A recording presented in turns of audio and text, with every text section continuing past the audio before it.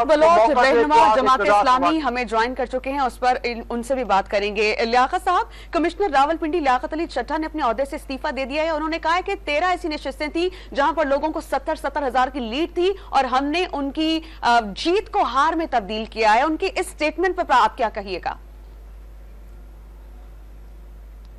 Liaquat Bloch साहब, commissioner Rawalpindi ने इस्तीफा दिया है तो मैं समझता हूं कि ये बहुत ही एक अच्छी बात है कि भी एक अफसर जो अपनी जॉब पे या अपनी अपॉइंटमेंट में भी एक आखिरी मरहले पर थे, लेकिन उनके ज़मीर बेदार हुआ और उन्होंने ऐलान किया है कि भी जीते हुओं को हराया गया है और हारे हुओं को जितवाया गया है। तो ये एक बारिश का पहला कतरा है और हम तवक्को रखते हैं कि भी बाकी जो अफसरान हैं, ब्यूरोक्रेसी है, उनका भी ज़मीर जागेगा और इन चीज़ों को बेनकाब करेगा। और ये हर आने वाला दिल ये बात साबित कर रहा है कि ये इलेक्शन तानबी ज़दा है, ये जाली इलेक्शन है, इसके नतायज जाली तरतीब दिए गए हैं और वोटों की एक बड़े पैमाने पर तब्दीली की गई है। तो इसलिए अब दो रास्ते हैं कि भाई इलेक्शन कमीशन भी मुस्ताफी हो और दूसरा निगरान हुकूमत जो है कि फौरी तौर पर सुप्रीम कोर्ट में रेफरेंस भेजे ताकि एक अदालती कमीशन बन जाए जो आज़ादाना इन तमाम चीज़ों की तहकीकात करे। अगर ये रास्ता नहीं अख्तियार करेंगे तो अब ये जो तूफान लोगों के अंदर से उठ खड़ा हुआ है, ये इन इंतखाबात को तस्लीम नहीं करेगा और पाकिस्तान को दोबारा इंतखाबात की तरफ जाना पड़ेगा और इसका जल्द और बर वक्त फैसला न किया तो फिर खुदा न खास्ता आइन से मावरा कोई और रास्ते भी तलाश किए जा सकते हैं। सियासी और जमहूरी कुव्वतों का और ख़ास तौर पर निगरान हुकूमत की ये जिम्मेदारी है कि वो अपनी गलती और नाकामी को तस्लीम करें और इस वक्त जो एक बहुत बड़ा बहरान पैदा हो गया है उसका हल तलाश करें। महज हुकूमत ले लेना और जाली बुनियादों पर हुकूमतें ले लेना ये मुल्क में सियासी इस्तेहकाम का भी जरिया नहीं बनेंगी और माशी बहरान भी और शिद्दत अख्तियार कर जाएगा।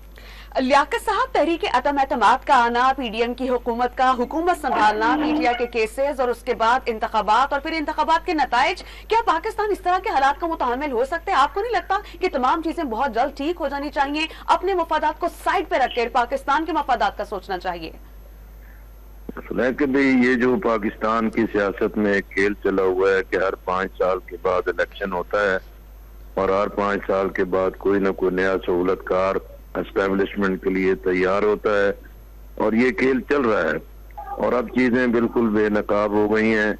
पाकिस्तान भी इस चीज का मुतामिल नहीं हो सकता और एक नाजायज इंतखाब और नाजायज नतायज जो है वो पाकिस्तान की इस्तेहकाम का जरिया नहीं बन सकते। तो हम समझते हैं कि भाई अब ये सियासी कुव्वतों को, सियासी जमातों को सर जोड़ के बैठना चाहिए।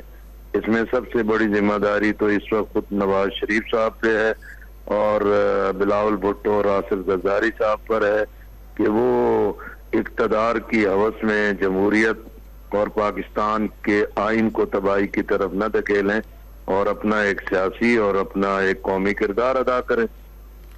लियाकत साहब, आपने कहा कि कमिश्नर रावलपिंडी का जो बयान है वो बारिश का पहला कतरा है, मजीद भी बहुत कुछ होगा। जमात इस्लामी का लाहे अमल क्या होगा इस तमाम तर सूरत हाल में?